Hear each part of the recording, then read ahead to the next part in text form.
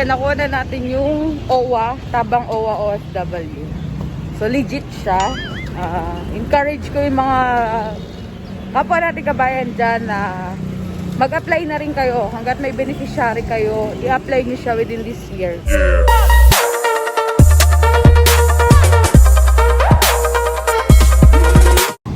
Hi mga kabayan, so ayan, papunta tayong Palawan kasi i-claim na natin finally yung Tabang OFW na tulong ni Owwa para sa mga OFW umuwi na wala ng trabaho. So, check natin kung sinend nilang verification code makiklaim na natin. Sa dulo ng video na to, i-show ko sa inyo kung paano ko ba siya in-apply. Ngayon mga kabayan, yung sinasabi ko sa inyo na paano mag-apply ng Tabang OFWs.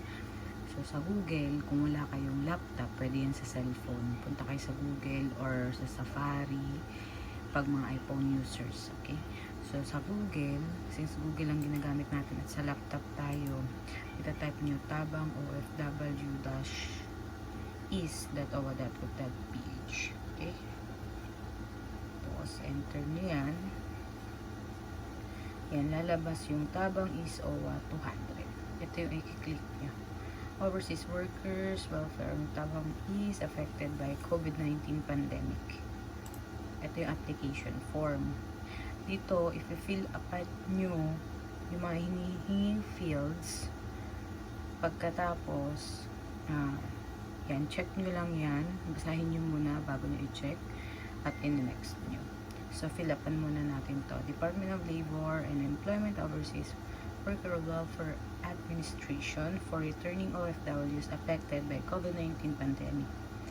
Yan. So, fill upan natin to at kailangan din pala ang bank details. Kung wala naman kayo relatives or lapit sa inyo. Kasi hindi ito mag-go through kung wala yung bank details natin. So, fill upan muna natin siya saglit. And after nyo ma-fill upan ang lahat ng details nyo, check yung declaration, ayun tatlo. And dapat fill upan nyo yan, walang bakante kasi hindi go through. Pag pinursid mo yan sa next, since naka-apply na ako before, ang lalabas dyan is mag-fill up ka naman ng details para sa dependent mo at meet mo yung mga requirements. So, after mo mag-submit ng requirements, follow nyo lang yung instruction na lalabas sa next. So, after nyo mag-submit ng requirements, pwede nyo siyang i-track sa Owwa. So, punta kayo ngayon sa owa.gov.ph. So, pupunta kayo ng Google para hindi po kayo manito. Yan, sa mga kabayan natin na nahihirapin gumamit ng computer or cellphone, type nyo lang yung Owwa. So, lalabas naman yan yung Owwa mismo. Tapos, owa.gov.ph. Click nyo yan. Ayan. Ito yung website ng Owwa. Dito mo siya pwedeng i-track. Ayan, lalabas siya. Tabang OFW Tracker. So, since nag-submit ka na ng application, ako nag-submit ako February 19. It took 3 months bago na-release yung fund. So, sa Tabang Application Inquiry, fill up mo lang yung details mo kung nag-submit ka.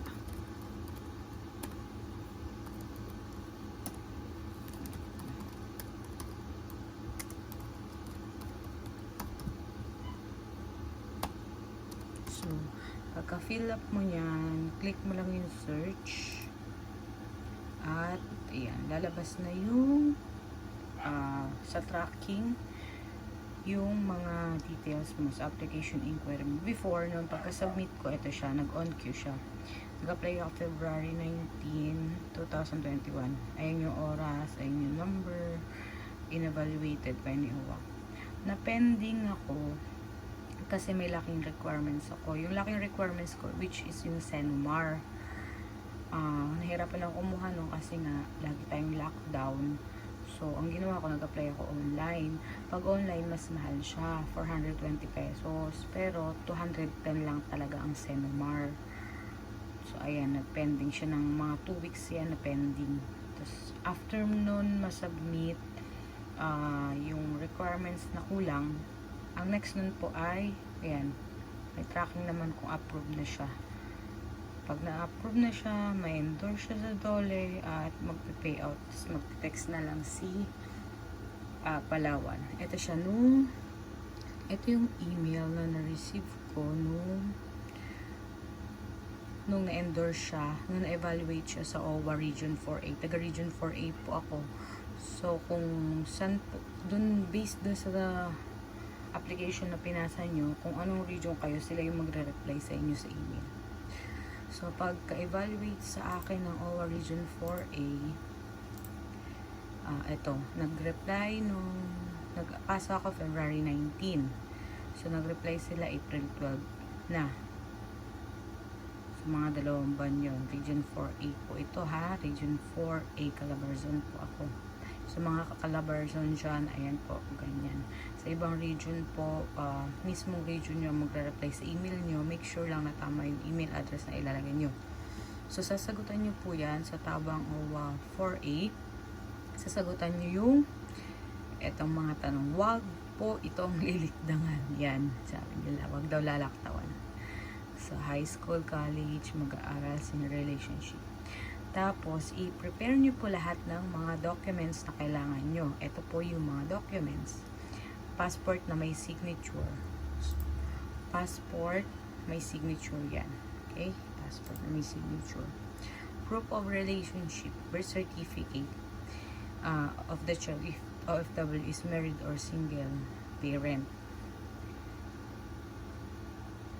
Birth certificate, ang ginawa ko dito, birth certificate ko po, PSA yan, at birth certificate din po nung dependent ko, kapatid ko. Ito yung pinaka-importante. Dito po ako na pending. Yan. Diyan po ako na pending yung application.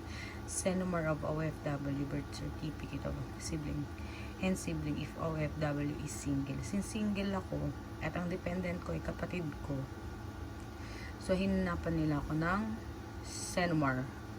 Katunayang single ako. At katunayang single din ang kapatid ko. Pwede po yung sibling, niece, nephew, if the OFW is single. Pwede po sila yung mga dependent nyo. Tapos, proof of enrollment. Since hanggang 2021 lang po yung application, hanggang December lang po yung funding. May school year naman po yan dyan. Proof of enrollment na naka-enroll yung dependent nyo, student name, year level, academic year. Currently enrolled, certificate, COR, certificate of enrollment, and yan po, COR. Sa kapatid ko, ito. Proof of enrollment, semester, ayan, yung form. Tapos, proof of grades. From previous semester, clear copy of final grades. So, first semester yon ng school year 2020-21. Kailangan doon indicated year level, pangalan ng dependent nyo. Kung wala pa daw, ayan, final grades ng second sem noong 2019-2020. Detailed naman yung email nila. So, ito yung sa kapatid ko, grades. Tapos, ito yung course. Ayan. And then, proof of displacement due to COVID. All our company certificate. So, kumuha ako ng COE, company certificate. Since nakauwi na ako ng Pinas, hindi ako makaalis, hindi na ako nakapunta ng Polo noon. Hindi ako makapunta ng POEA. So, may company certificate ako. Ito, COE yan. And then, gumawa din ako ng salaysay na dinetail ko dyan kung bakit na-displaced ako, nawalan ng trabaho due to COVID, ano nangyari sa company, ganyan. And then, proof of loss of income. Sa company nyo rin po yan ihingiin. Yan yung salaysay, undertaking that of displaced due to COVID. Ayan po. So, pag na-send nyo yan, so magre-reply kayo. Magre-reply ka. Ayan po ang ni-reply ko. Patid ko siya. Attach mo lahat ng requirements. And then, magre-reply naman sila pag may missing requirements ka. Ayan, Senmar and proof of loss. Nung una po kasi wala pa yung Propoblos ko dito, sa Laysay lang. So nag-request pa ako ng Propoblos sa previous company ko. Ayan. I-email lang nila yan sa akin. And then sinend ko sa kanila. Medyo natagalan ako sa Senomar. Ayan, kaya ako na pending. Diba, nagka-pending tayo ng more than 2 weeks yata to. Kasi sa online tayo humingi ng Senomar. Nag-apply pala na ng Senomar. After nun, masend mo siya, lahat ng requirements na yan, pati yung pending requirements mo, magka-reply si Region 4A. Ayan, good day. Evaluated and submitted. So, pag na-evaluate nila at submitted na yan, automatic to, lalabas dito sa status mo, approve. Ayan na siya.